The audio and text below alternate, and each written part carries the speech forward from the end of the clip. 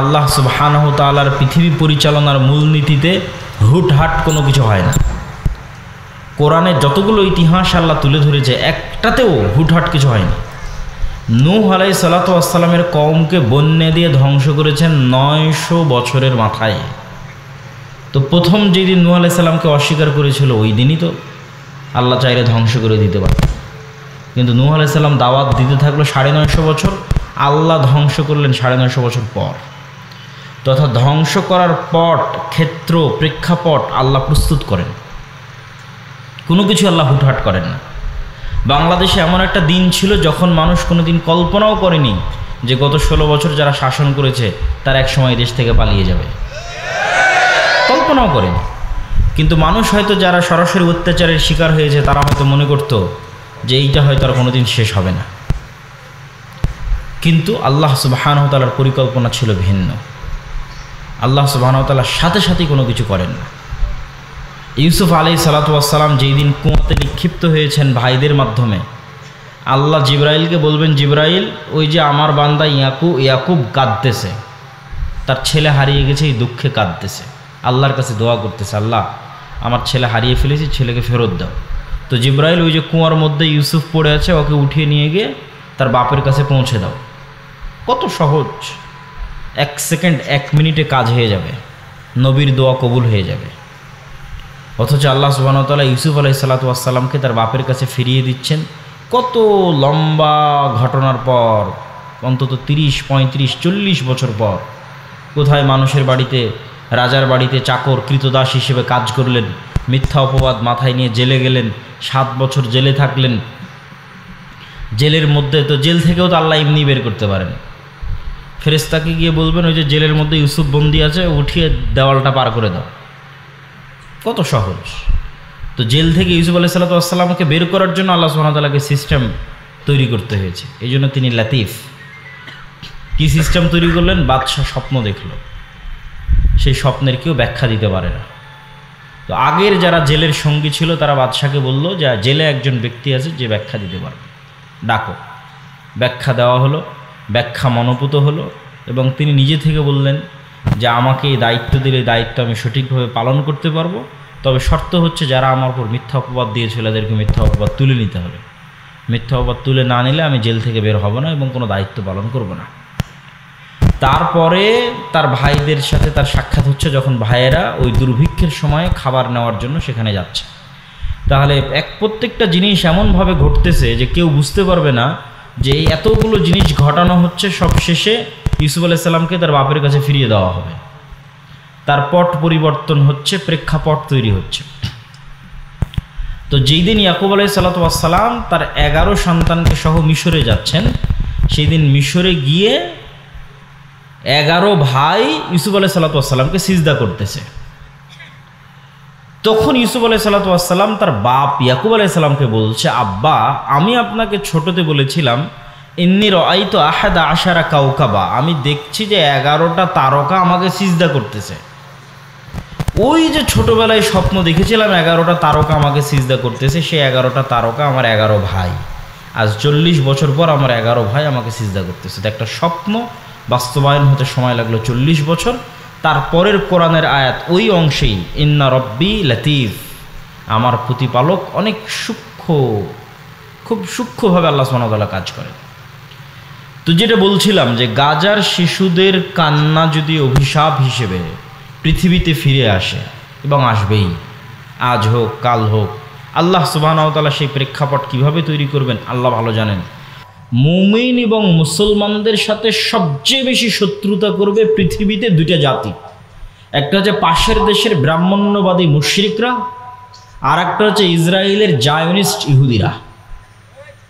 আল্লাহর কোরআনের আয়াত, আল্লাহ বলেছেন যে মুসলমানদের উপর সবচেয়ে বেশি শত্রুতা করবে ব্রাহ্মণ্যবাদী হিন্দুরা, জায়নিস্ট ইহুদিরা মুসলমানদের সাথে সবচেয়ে শত্রুতা করবে। তাহলে বাদ গেল কে? খ্রিস্টানরা শত্রুতার দিক থেকে অতটা থাকবে না। কেন থাকবে না? আল্লাহ তাদেরকে বলেছেন ওয়ালা যালিন, তারা সত্য জানে না, জানলে সত্য মেনে নিত। এই জন্য অতীতেও যত মানুষ ইসলাম গ্রহণ করেছে তার বেশিরভাগ খ্রিস্টান থেকে ইসলাম গ্রহণ করেছে, কিয়ামত পর্যন্ত যত মানুষ ইসলাম গ্রহণ করবে তার বেশিরভাগ খ্রিস্টান থেকে ইসলাম গ্রহণ করবে। কেননা তারা সত্য জানে না, জানলে মানবে। এই জন্য দেখবেন যে আজকের ইউরোপ আমেরিকায় সব নন মুসলিমরা মিছিল করতেছে ফিলিস্তিনের পক্ষে, যাদের নাম দিয়েছে ট্রাম্প সরকার বা ইসরায়েলের সরকার বা ইসরায়েলের মিডিয়া প্রো প্যালেস্টাইনিয়ান। যে প্রো প্যালেস্টাইনিয়ান যে প্রোটেস্ট হচ্ছে তথা প্যালেস্টাইনকে সাপোর্ট করে যে প্রোটেস্টটা হচ্ছে 90% সব নন মুসলিম এবং খ্রিস্টান। এইটা আজ থেকে 10-15 বছর আগে দেখা যায়নি কেন? আজ থেকে 10-15 বছর আগে মিডিয়া কুক্ষিগত ছিল। বিবিসি, CNN নিজস্ব যে মিডিয়ার চ্যানেল সেটা কুক্ষিগত ছিল। এখন তো ইনস্টাগ্রাম, টুইটার, ফেসবুক ওপেন, সারা পৃথিবীর মানুষ দেখতে পাচ্ছে যে এখানে জুলম হচ্ছে। ওই যে আল্লাহ বলেছে ওয়ালা যালিন, খ্রিস্টানরা পথভ্রষ্ট, জানলে কথা বলবে। তো খ্রিস্টানরা যখন জানতেছে যে এখানে জুলম হচ্ছে, চোখের সামনে দেখতে পাচ্ছে যে গাজাতে জুলম হচ্ছে, তখন তারাও মিছিল মিটিং করতেছে। এই জন্য মিডিয়ার পাওয়ার আছে। আপনি যদি মনে করেন আমেরিকাকে একচাটিয়ে দোষ দিবেন যে আমেরিকা ইসরায়েলকে সাপোর্ট দিচ্ছে, দোষ দেওয়া যাবে, তবে এর আরেকটা ব্যাখ্যাও আছে। আরেকটা ব্যাখ্যা হচ্ছে আমেরিকা ইসরায়েলকে তার জুলম হিসেবে যতটা না তাকে সাপোর্ট দেয়, অথবা জুলম হিসেবে যদি সাপোর্ট দেয়, তো তার পাশাপাশি একটা বড় অংশ থাকে সফট কর্নার। সে সফট কর্নারটা কি? সেটা হচ্ছে ইসরায়েলের ইহুদিরা এমনভাবে গত 100 বছরে ইউরোপ এবং আমেরিকার ব্রেন ওয়াশ করেছে মিডিয়া দিয়ে যে ওদের চাইতে দুনিয়াতে মাজলুম আর কেউ নাই। একটা পয়েন্ট অফ ভিউ যেটা আমরা দেখতেছি সেটা কি? আমেরিকা ইসরায়েলকে সাপোর্ট দিচ্ছে তার জুলমে। এর মধ্যে আরেকটা জিনিস আছে যেটা আমরা জানি না, সেটা হচ্ছে গত 100 বছরে ইহুদিরা এমনভাবে খ্রিস্টানদের ব্রেন ওয়াশ করেছে আমেরিকা এবং ইউরোপে যে আমাদের চাইতে এই পৃথিবীতে মাজলুম কেউ নাই। এটা তৈরি করতে সহযোগিতা করেছে কোনটা? ওই যে হিটলার 60 লক্ষ ইহুদিকে গ্যাস চেম্বারে ঢুকিয়ে হত্যা করেছিল। 60 লক্ষ ইহুদিকে গ্যাস চেম্বারে ঢুকিয়ে হত্যা করার পর ওটাকে বলে হলোকাস্ট। এই এক হলোকাস্টকে বিক্রি করে দেখো আমাদের উপর কি জুলুম হয়েছে। 60 লক্ষ ইহুদিকে গ্যাস চেম্বারে ঢুকিয়ে হত্যা করা হয়েছে। পৃথিবীতে কোথাও আমাদের দাঁড়ানোর জায়গা নেই। যেখানেই যাই সেখানে মানুষ আমাদের সাথে খারাপ ব্যবহার করে, আমাদেরকে মারে ধরে। অতএব আমাদের জন্য একটা দেশ দাও, একটা জায়গা করে দাও যেখানে গিয়ে আমরা থাকবো। তাহলে তার জুলমের সাপোর্ট হিসেবে যতটা, তার কিন্তু আর একটা বড় অংশ আছে এটা দেখানো যে আমরা মাজলুম। ঠিক এই কাজটাই কিন্তু এখন মুসলমানেরা একটু হলেও সাকসেস হচ্ছে যে গাজার মানুষেরা মাজলুম, এখানে ইসরায়েল হচ্ছে জালেম এবং গাজার মানুষেরা মাজলুম। এটাই ওপেন সোশ্যাল মিডিয়ার এই সোর্সিং থাকার কারণে ইউরোপ এবং আমেরিকার যারা সাধারণ মানুষ তাদের পক্ষে এই বিষয়টা বোঝা এবং গ্রহণ করা সহজ হচ্ছে এবং তারা এটার পক্ষে অবস্থানও প্রকাশ করতেছে।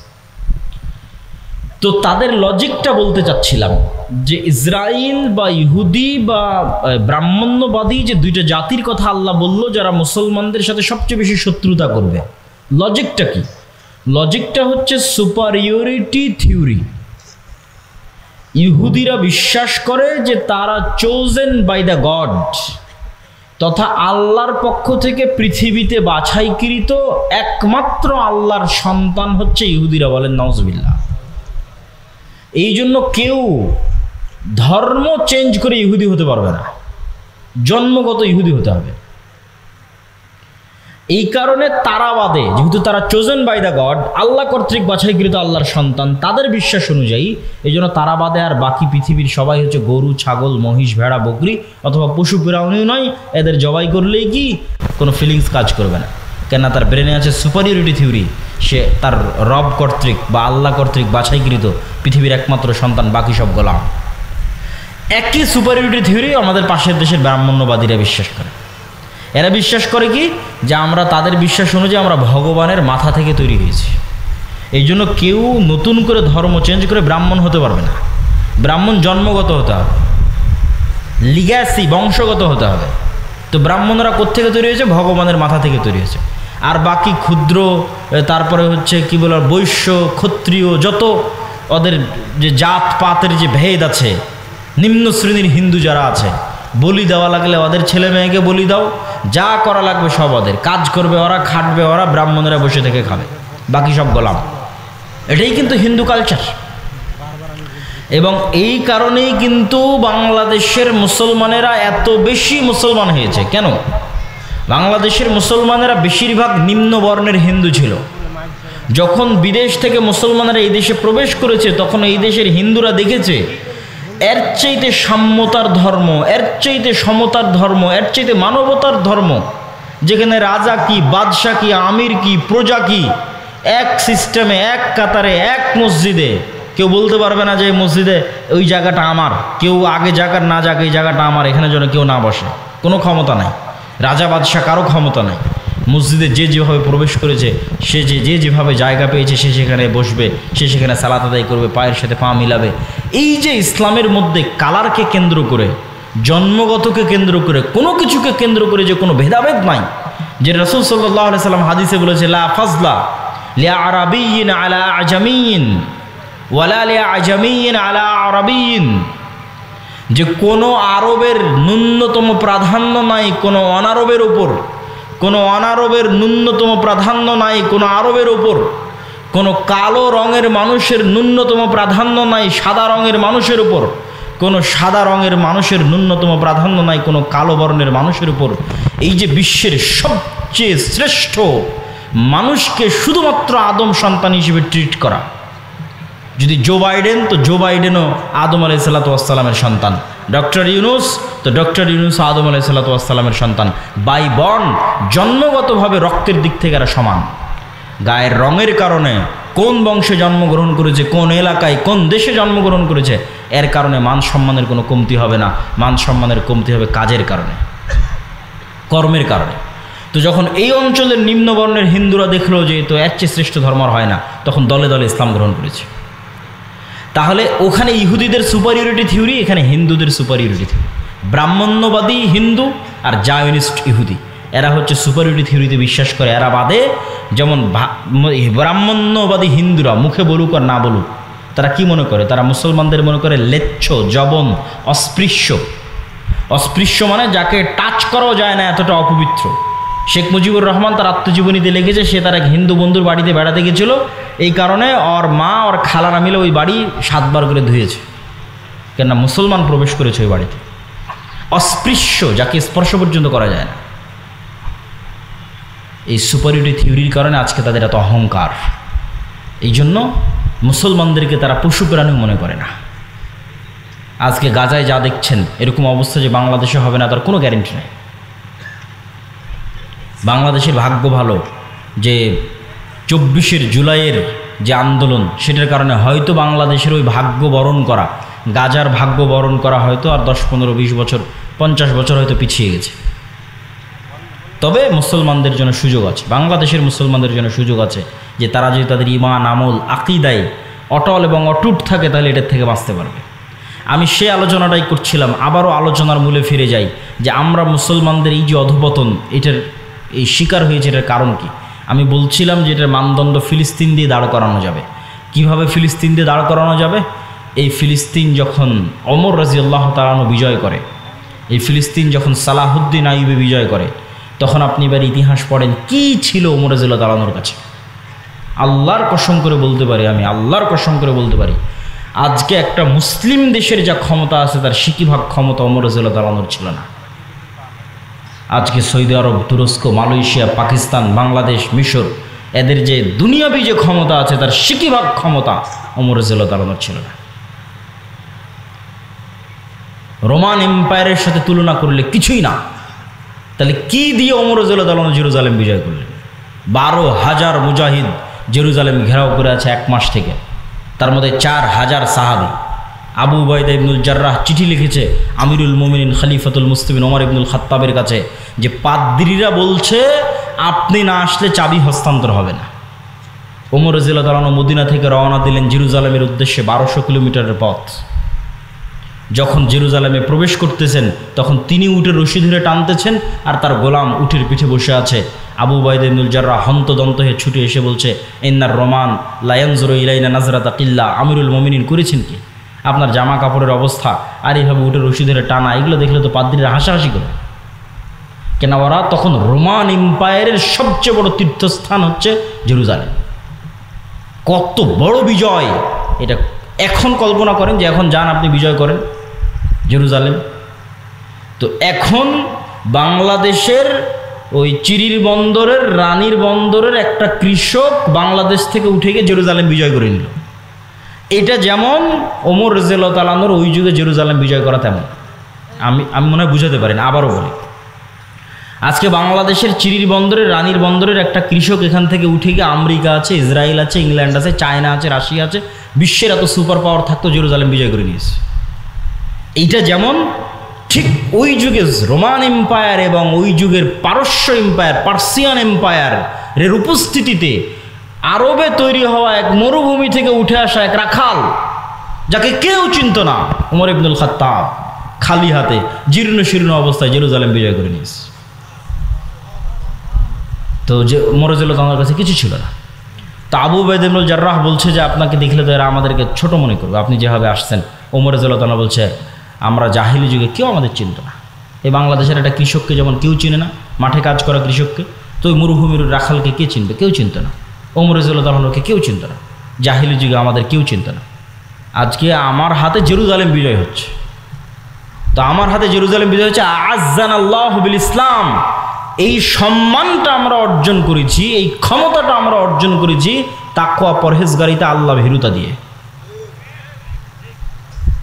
এই জন্য দেখবেন যে জেরুজালেমে হামলা হচ্ছে, গাজায় হামলা হচ্ছে, বিশাল নিন্দা, বয়কট সব কিছু চলতেছে, মিছিল মিটিং সবই হচ্ছে, কিন্তু দেখবেন তাকওয়া পরহেজগারিতার বেলায়, নামাজের বেলায় নাই। তাহলে আপনি ওই মানদণ্ডে দাঁড়াতে পারছেন না যে মানদণ্ডের উপর বিজয় হবে, যে মানদণ্ডের উপর বিজয় হয়েছে। ক্ষমতা দিয়ে, মিছিল দিয়ে, দাপট দিয়ে, অস্ত্র দিয়ে বিজয় হয়নি। খালিদ বিন ওয়ালিদের যুদ্ধ দেখেন, ইয়ারমুকের যুদ্ধ দেখেন, মুতার যুদ্ধ দেখেন, কোথায় কয়েক লক্ষ সেনাবাহিনী, কোথায় কয়েক হাজার। সুলতান সালাহুদ্দিন আইয়ুবীর হিত্তিনের যুদ্ধ দেখেন, কোথায় কয়েক লক্ষ প্রশিক্ষিত নাইট যোদ্ধা, আর কোথায় মরুভূমির এক প্রান্ত থেকে আর এক প্রান্ত ঘুরে বেড়ানো এক অসহায় মরুবিদুইন। মাত্র কয়েক হাজার সৈন্যবাহিনী সুলতান সালাহুদ্দিন আইয়ুবীর হাতে। তুরস্কের ইস্তাম্বুল বিজয় পড়েন সুলতান মোহাম্মদ আল ফাতেহ। বাইজেন্টাইন সাম্রাজ্যের যে কেন্দ্র রাজধানী তুরস্কের ইস্তাম্বুল, কিভাবে উনি বিজয় করেছেন? ওনার কী বা ক্ষমতা ছিল? কোনো ক্ষমতা ছিল না। সবগুলো বিজয় হয়েছে তাকওয়া, পরহেজগারিতার, আল্লাহর উপর ভরসা। অতএব সেই দৃষ্টিকোণ থেকে দেখলে আজকের সব মুসলিম দেশের উপর জিহাদ ফরজ। মানে এই অজুহাতে কেউ জিহাদ থেকে পিছিয়ে সরে আসবে যে না আমাদের এখানে তো সক্ষমতা নাই, তো আসলে ওমর ইবনুল খাত্তাবেরও সক্ষমতা ছিল না, সুলতান সালাহুদ্দিন আইয়ুবীরও সক্ষমতা ছিল না, সুলতান মোহাম্মদ আল ফাতেহেরও সক্ষমতা ছিল না। ছিল কি? সৎ নিয়াত, তাকওয়া, পরহেজগারিতা, আল্লাহর উপর ভরসা। তোমাদের সক্ষমতা আছে, কিন্তু তোমাদের তাকওয়া, পরহেজগারিতা নাই, আল্লাহর উপর ভরসা নাই। সম্মানিত উপস্থিতি, তাহলে কেন আজ মুসলমানদের এই অবস্থা? তার একটা উদাহরণ তো পেয়ে গেলেন, যে ক্ষমতা দিয়ে মুসলমানেরা কোনোদিন বিজয় হয়নি। ক্ষমতা দিয়ে যদি বিজয় হতো তাহলে বাংলাদেশের ছাত্ররাও এই সরকারকে সরাতে পারত না। কেননা একদিকে ছিল ওপেন রাইফেল আর একদিকে খালি হাত, এতে সম্পূর্ণ অসামঞ্জস্য। কিন্তু ওই যে যখন মানুষ শক্ত সিদ্ধান্ত নেয়, আল্লাহর উপর ভরসা করে, তখন আল্লাহ সুবহানাহু ওয়া তাআলা রাস্তা সহজ করে দেয়। ওই জন্য আল্লামা ইকবালের একটা কবিতা আছে, कि काफिर है तो शमशीर पे करता है भरोसा। काफिरेरा তরবারির উপর ভরসা করে, আর মুমিন হয় তো বেতেগ भी लड़ता है सिपाही। আর যদি মুমিন হয় তো ঢাল তলোয়ার ছাড়াই যুদ্ধের মাঠে ঝাঁপিয়ে পড়ে, কেননা মুমিনের কাছে শাহাদতের মৃত্যু সবচেয়ে প্রিয়। এবং আল্লামা ইকবালের আরও একটা কবিতা আছে এটাকে, এই বিষয়টাকে তুলে ধরার জন্য, তু হুনার আজমা হাম জিগার আজমায়েঙ্গে।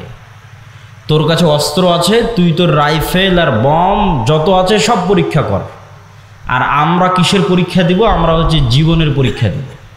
তোর রাইফেলের গুলিতে মরে যাব, তোর বমের আঘাতে শহীদ হয়ে যাব, কতগুলো মারবি, মেরে ফেলে। তো হুনার আজমা হাম জিগার আজমায়েঙ্গে, তোর হাতে রাইফেল আছে, আমার কলজা আছে। এটা আল্লামা ইকবালের কবিতা। তো যখনই মানুষ মৃত্যুকে পরোয়া করে না এবং মৃত্যুকে পিছনে ফেলে দিয়ে সামনের দিকে আগায়, তখন বিজয় সুনিশ্চিত। কিন্তু এই যে দুনিয়ার ঐশ্বর্য, দুনিয়ার উন্নয়ন, দেখবেন যে একদিকে গাজায় ক্রন্দন চলছে, আর একদিকে দেখবেন দুবাইয়ের কথা বলেন বা যে কোনো দেশের কথা বলেন, দেখবেন রঙ্গলীলায় মত্ত। তো ওই দুনিয়ার ওই নেশা ছেড়ে দিয়ে কিভাবে জেহাদে অবতীর্ণ হবে? তখনই অবতীর্ণ হতে পারবে যখন দুনিয়ার এই মূল্যটা হারিয়ে যাবে। এই জন্য আল্লাহ শিক্ষা দেন, মানে জেহাদে অবতীর্ণ হওয়ানোর জন্য আল্লাহ শিক্ষা দেন। শাস্তি না পেলে ঠিক হয় না মানুষ। আজকে সিরিয়ার মানুষজন বিজয় হয়েছে 20 বছর থেকে যুদ্ধ করতেছে। আফগানিস্তানেরা বিজয় হয়েছে 30 বছর থেকে যুদ্ধ করতেছে, মানে মরতে মরতে মরতে মরতে মরতে মরতে তারা মরা শিখেছে। ফিলিস্তিনের মানুষেরও বিজয় হবে, তারাও জানের কুরবানি দিচ্ছে। কিন্তু যারা এই তামাশা দেখছে তাদের উপরও কিন্তু এই শাস্তি আযাব নেমে আসবে, নেমে আসার আগে যতক্ষণ সতর্ক না হবে। তাহলে এখানে আরেকটা বিষয় আমাদের মনে রাখতে হবে যে আমরা এই অবস্থায় দাঁড়িয়ে কেন, এই গোলামির জিঞ্জির আমাদের গলায় কেন? এই গোলামির জিঞ্জির আমাদের গলায় এর আরেকটা গুরুত্বপূর্ণ কারণ আমার দৃষ্টিতে মনে হয়েছে, আমি সব বক্তব্যে বলেছি, আপনারা শুনেছেন কিনা আমি জানি না, আমি বলেছি আজকের যুগের মুসলমানেরা আজকের যুগের বানু ইসরাইল। আজকের যুগের মুসলমান বানু ইসরাইল মানে, তাহলে আগে বানু ইসরাইল কারা? পবিত্র কোরআন খোলেন, পবিত্র কোরআনের সূরা বাকারার একটা বড় অংশ জুড়ে আল্লাহ বানু ইসরাইলদের কথা বর্ণনা করেছে। তো বানু ইসরাইলদের কথা আল্লাহ কোরআনে বর্ণনা করেছে, আমি দুই একটা বলি তাহলে বুঝবেন বানু ইসরাইল কারা। এবার ওদের সাথে আমাদের মিলাবেন। বানু ইসরাইলের বর্ণনা আল্লাহ দিচ্ছে যে বানু ইসরাইলেরা চোখের সামনে দেখলো যে ফেরাউন ডুবে গেল। বানু ইসরাইলেরা চোখের সামনে দেখলো যে ফেরাউন ডুবে গেল। চোখের সামনে ফেরাউনকে ডুবতে দেখার পরও বানু ইসরাইলরা মুসা আলাইহিস সালামকে বলছে, লান নুমিনা লাকা হাত্তা নারাল্লাহ জাহরা, মুসা তোমার আল্লাহর উপর ততক্ষণ ঈমান আনবো না যতক্ষণ না তোমার আল্লাহকে নিজে চোখে না দেখবো। বলে নাউজুবিল্লাহ, তুই এর চেয়ে বড় কি দেখবি? তোর চোখের সামনে ফেরাউন ডুবে গেল, সমুদ্রের মধ্যে 12টা রাস্তা তৈরি হলো, এবং যে 12টা রাস্তা দিয়ে তোরা পার হয়ে গেলি, সেই 12টা রাস্তা যখন ফেরাউন পার হতে লাগলো তখন সে 12টা রাস্তা পানিতে মিশে ফেরাউন ডুবে গেল। এরপরে কেমনে একটা জাতি বলতে পারে ততক্ষণ তাওরাতে বিশ্বাস করবো না যতক্ষণ আল্লাহকে সচক্ষে না দেখছি? শুধু কি তাই,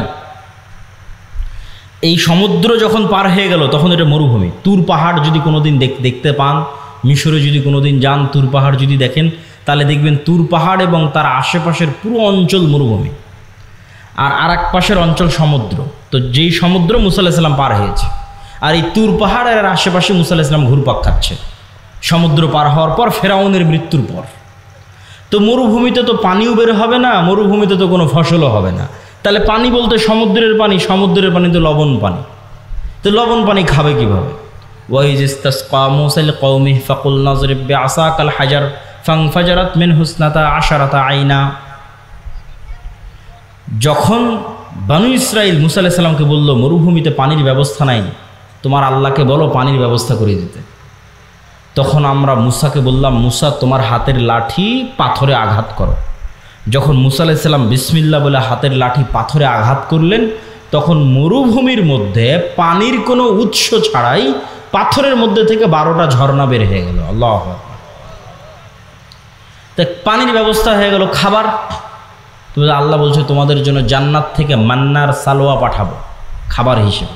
প্রতিদিন সকালবেলা মান্না সালোয়া আসতে লাগলো। মান্না সালোয়া কি? মান্না সালোয়া হচ্ছে এক উন্নত প্রজাতির পাখি আর পৃথিবীর সর্বোন্নত প্রজাতির মাশরুম। তো এই মান্না সালোয়া নিয়ে যখন আমি একবার গবেষণা করেছিলাম তখন দেখেছিলাম, এখনকার দাম কম বেশি হতে পারে, যে আজকের পৃথিবীর সর্বোন্নত যে মাশরুম, এই সর্বোন্নত মাশরুমের বর্তমান 1 কেজি মাশরুমের দাম বাংলা টাকায় 4 থেকে 5 লক্ষ টাকা। আল্লাহু আকবার। 1 কেজি মাশরুমের দাম 4 থেকে 5 লক্ষ টাকা। সেই খাবার আল্লাহ ফ্রিতে দিত। তাহলে মরুভূমিতে পানি বের হয়ে গেল, মরুভূমিতে জান্নাত থেকে খাবার আসে। তারপরও বানু ইসরাইল বলছে লান নাসবিরা আলা তুআমিন ওয়াহিদ ফাদউ লানা রাব্বাক। এগুলো সব সূরা বাকারা থেকে আমি পড়তেছি। তোমার আল্লাহকে বলো এই রোজ এক খাবার ভাল লাগে না, আল্লাহকে বলো এই মরুভূমির থেকে ডাল চাল রসুন পেঁয়াজ আদা বের করে দিতে। তখন মুসা আলাইহিস সালাম আল্লাহর সাথে কথা বললেন। আল্লাহ বলছে ঠিক আছে, এই মরুভূমি পার হওয়ার পর সুজলা সুফলা শস্য শ্যামলা একটা এলাকা আছে যেটা তোমার বাপদাদার, মুসা আলাইহিস সালামের বাপদাদার। মুসা আলাইহিস সালামের বাপদাদার কীভাবে? মুসা আলাইহিস সালামের বাপদাদার কীভাবে এটা বোঝার জন্য 1-2 মিনিটে বুঝিয়ে দিচ্ছি। সমুদ্র পার হওয়ার সময় কয়টা রাস্তা তৈরি হয়েছিল? 12টা। ঝর্ণা ফাটার সময় কয়টা ঝর্ণা বের হলো? আল্লাহ কিন্তু কোরআনে বলছে ইসনা আশার, 12টা। এটা হচ্ছে ইউসুফ আলাইহিস সালামের 12 ভাই। ইয়াকুব আলাইহিসসালামের 12 সন্তান, ইউসুফ আলাইহিসসালামের 12 ভাইয়ের পরবর্তী বংশধর হচ্ছে তারা।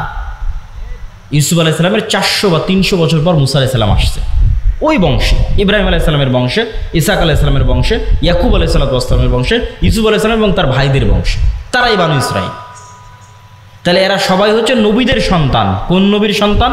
ইব্রাহিমের সন্তান, ইসহাকের সন্তান, ইয়াকুবের সন্তান, ইউসুফ আর তার ভাই। তারা বলতেছে আল্লাহকে মানব না যতক্ষণ না আল্লাহকে চোখে না দেখব। তো তখন আল্লাহ বলছে ঠিক আছে, এখানে খাবার লাগবে। তো ওই যে তোমাদের বাপদাদার ভূমি জেরুজালেম, বাপদাদার ভূমি কিভাবে? ইব্রাহিম আলাইহিসসালাম এখানে, বক্তব্যের শুরুতে বলেছি, ইরাক থেকে পালিয়ে ইব্রাহিম আলাইহিসসালাম এখানে আসছে, লূত আলাইহিসসালাম এখানে, ইব্রাহিম আলাইহিসসালামের ছেলে ইসহাক এখানে, ইসহাকের ছেলে ইয়াকুব এখানে। ইউসুফ যখন কুয়ায় পড়ে বাজারে বিক্রি হয়ে মিশরে চলে গেল, তখন ইয়াকুব আলাইহিসসালাম 12 ছেলে সব মিশরে গেলেন। তা বাদে তো সব জেরুজালেমে।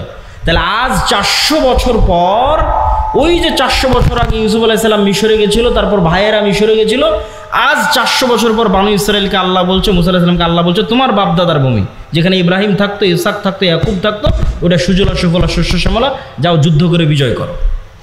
তখন নবীর সন্তানেরা বলতেছে, যাদের কাছে জান্নাত থেকে খাবার আসে, যাদের কাছে ঝর্ণা ফেটে পানি বের হয়, যাদের কারণে আল্লাহ ফেরাউনকে ডুবিয়ে দিয়েছে, 12টা রাস্তা তৈরি করে দিয়েছে, তারা বলছে ইযহাব আনতা ওয়া রাব্বুকা ফাকাতিলা, তুমি আর তোমার আল্লাহ গিয়ে যুদ্ধ করো।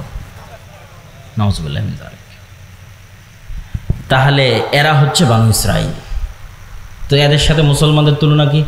এরা নবীর সন্তান হওয়ার পর কতটা ধোঁকাবাজ, কতটা শঠতাপূর্ণ, কতটা মুনাফিক, কতটা মিথ্যুক, কথা দিয়ে কথা রাখে না, কৌশল করে, কূটকৌশল করে, চালাকি করে, ধোঁকা দেয়। এক পর্যায়ে মুসা আলাইহিস সালাম বিরক্ত হয়ে গেছে। ফাফরুক বাইনানা, আল্লাহ আমি আর আমার কওমের দায়িত্ব পালন করতে পারবো না। মুসা আলাইহিস সালাম রিজাইন পত্র দিয়ে দিয়েছে, পদত্যাগ পত্র জমা দিয়ে দিয়েছে, ক্লান্ত হয়ে গেছে। তো ওরা যেমন, ওই বানু ইসরায়েলেরা যেমন মিথ্যুক, ধোঁকাবাজ, শঠতা, মুনাফিক হয়ে গেছিল, আজকের যুগের মুসলমানেরা তাই হয়ে গেছে। এটা আপনি আপনারা আশেপাশে যে কোনো জায়গায় তাকালে দেখতে পাবেন যে হুবহু বানু ইসরায়েলের চরিত্র মুসলমানদের মধ্যে চলে এসেছে। আর এই কারণেই আল্লাহ বানু ইসরায়েলের এত লম্বা ঘটনা কোরআনে বলে রেখেছে, কেন আল্লাহও জানে একদিন উম্মতে মুহাম্মাদি বানু ইসরায়েল হবে। তো এটা পড়ে যেন শিখে, এদের ঘটনাগুলো পড়ে যেন শিখে, আল্লাহও জানে যে উম্মতে মুহাম্মাদিন বানু ইসরায়েল হয়ে যাবে। এই জন্য রাসূলুল্লাহ সাল্লাল্লাহু আলাইহি ওয়াসাল্লাম বলেছেন আয়াতুল মুনাফিক সালাসা, মুনাফিকের আলামত 3টা। কথা বললে মিথ্যা বলে, গালি দেয়, ওয়াদা ভঙ্গ করে, মিথ্যা বলে, এগুলো হচ্ছে মুনাফিকের আলামত। এবার আপনি আপনার আশেপাশে দেখেন, নামাজ ঠিক আছে, দাড়ি ঠিক আছে, টুপি ঠিক আছে, হজ ঠিক আছে, ওমরা ঠিক আছে, সব ঠিক আছে। এমনকি ফিলিস্তিনের গাজায় যদি যান, মিশরে যদি যান, দেখবেন যে সব কিছু ঠিক আছে, কিন্তু একটা জায়গায় ধরা খেয়ে যাবেন। দেখবেন যে নিজের মুসলমান ভাইয়ের রক্তের উপর বিক্রি করে দালালি চলতেছে। একটা টাকা আপনি মিশর থেকে গাজায় পাঠাবেন, শুধু সিন্ডিকেট আর দালালের কারণে এই টাকাটা গাজার মধ্যে যেতে যেতে যেতে যেতে যেই পরিমাণে দাম বাড়ে, মিশরে যদি 500 পাউন্ডে একটা খাসি কিনতে পাওয়া যায়, তাহলে গাজার মধ্যে ঢুকতে ঢুকতে ঢুকতে ঢুকতে শুধু সিন্ডিকেট দালাল, সিন্ডিকেট দালাল, সিন্ডিকেট দালাল, ঢুকতে ঢুকতে এই টাকায় ওই খাসি আর 5000 পাউন্ডও খুঁজে পাওয়া যাবে না। অথচ এই সমস্ত সিন্ডিকেট এবং দালালেরা মুসলমান, এরা এই দালালি আর সিন্ডিকেটের ব্যবসা করতেছে। আর মরা যে ভাই এখন মরবে, খাবার পায় না, ওই ভাই যে মৃত্যুন্মুখ, তার মুখে খাবার দিতে হবে, তার টাকার সাথে ব্যবসা করতেছে। এ হলো মুসলমান বানু ইসরাঈল, মিথ্যুক, ধোঁকাবাজ, শঠতাপূর্ণ, দুর্নীতিবাজ। এই জন্য এগুলো জালসা সম্মেলনের গত 16 বছর কত এমপি, মন্ত্রী, মিনিস্টার, চেয়ারম্যান, মেম্বার, এগুলোর অতিথি বিশেষ অতিথি, এসি, ডিসি, ওসিল্যান্ড, এসপি ছিল, যে বলা যায় 80-90% বেশি এগুলো জালসা, মাদ্রাসা, মসজিদ, এগুলোর কমিটির সভাপতি, সেক্রেটারি, আর অন্তত 50%-এর বেশি উমরাকারী হাজি, আর অন্তত 10% আছে তাহাজ্জুদের সালাত আদায়কারী। কিন্তু নিজ নিজ দায়িত্বের জায়গায় সবগুলো মিথ্যুক, চোর আর বাটপার। এ হলো বানু ইসরাঈল। মানে দেখাচ্ছে একটা, আসলে হচ্ছে আর একটা। বানু ইসরাঈল এগুলো হচ্ছে গোলামের স্বভাব। তবে এই যে গোলামের স্বভাব আমরা চলে এসেছি, আপনাদের মনে কি এটা প্রশ্ন হয় না যে ইব্রাহিম আলাইহিস সালামের সন্তানেরা কেমনে এরকম হয়ে গেল? প্রশ্ন হয় না, হয় না? এই প্রশ্নের উত্তর নিতে হবে। তো এই প্রশ্নের উত্তর দেওয়ার আগে তার আগে 2 মিনিট একটা জরুরি একটা আবেদন আছে যে আপনাদের মধ্যে এই প্রতিষ্ঠানের সহযোগিতার জন্য হয়তো চাদর নিয়ে যাবে, আপনারা অবশ্যই প্রতিষ্ঠানের সহযোগিতা করবেন। কেননা সহযোগিতার বিষয়ে একটা জিনিস আপনাদের মনে রাখতে হবে যে আপনি মনে করেছেন না দিব না, ওকে দিব না টাকা, না, আপনি প্রতিষ্ঠানকে বঞ্চিত করলেন না, আপনি নিজে একটা ভালো কাজ থেকে বঞ্চিত হয়ে গেলেন। আপনি চিন্তা করছেন একরকম, বিষয়টা ঘটছে আর একরকম। এখানে আর 2টা উদাহরণ দিই। ফেতরা দিয়েছেন না, সবাই ফেতরা দিয়েছেন মাশাআল্লাহ। হাদিসে রাসূল সাল্লাল্লাহু আলাইহি ওয়াসাল্লাম বলছে কি, ফেতরা হচ্ছে সিয়ামের মধ্যে যদি কোনো ভুল ত্রুটি হয় তার কাফফারা। কেউ যদি দিনের বেলা সিয়াম অবস্থায় তার স্ত্রীর কাছে যায়, তা আল্লাহ নবী বলছে কাফফারা একটানা 60 দিন রোজা, না হয় 60 দিন মিসকিন খাও, না হয় গোলাম আজাদ করো। তার মানে দুনিয়াতেই ইবাদতের মধ্যে ত্রুটি হলে ধন সম্পদ দিয়ে, টাকা পয়সা দিয়ে, জরিমানা দিয়ে বাঁচা যাচ্ছে। কথা মনে আমি বুঝাতে পারি। দুনিয়াতেই যখন ইবাদতের মধ্যে গুনাহ হয়ে যাচ্ছে, তখন আল্লাহই সিস্টেম তৈরি করে দিয়েছে দুনিয়াতেই তুমি তোমার ইবাদতের ভুলের কাফফারা দিয়ে দিতে পারবা টাকা দিয়ে, ধন সম্পদ।